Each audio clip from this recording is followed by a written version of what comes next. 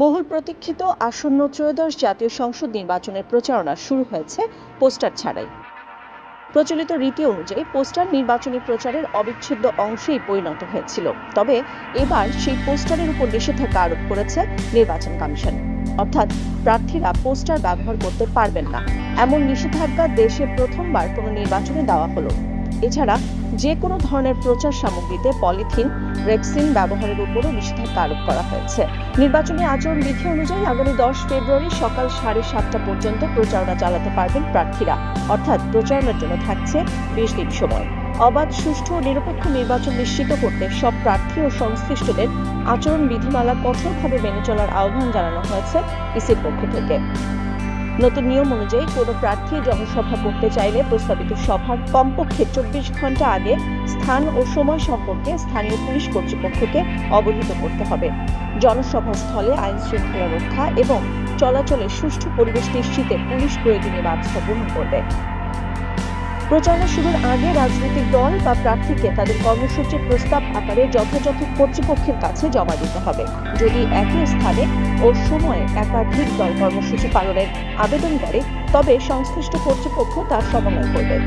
প্রচারণার ক্ষেত্রে প্রার্থীদের মধ্যে শৃঙ্খলা ফেরাতে কঠোর অবস্থান নিয়েছে কমিশন।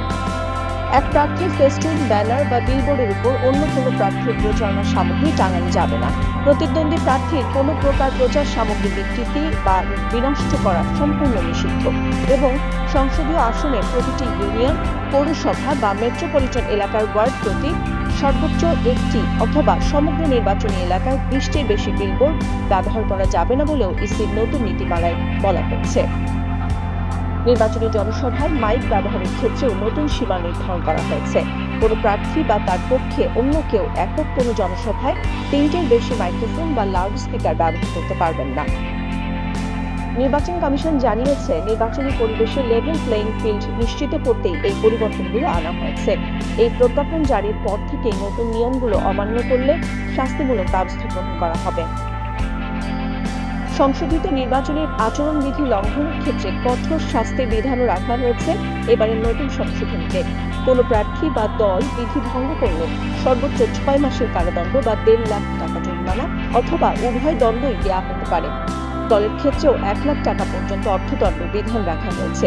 এমনকি তদন্তে প্রমাণিত হলে প্রার্থিতাও বাতিল করার ক্ষমতা নির্বাচন কমিশনের হাতে রয়েছে। নির্বাচনী আচরণ বিধি অনুযায়ী আগামী 10 ফেব্রুয়ারি সকাল 7:30 পর্যন্ত প্রচারণা চালাতে পারবেন প্রার্থীরা। অর্থাৎ প্রচারণার জন্য থাকছে 20 দিন সময়। নাদিরা জাহান, নিউজ ডেস্ক, সারা বাংলা।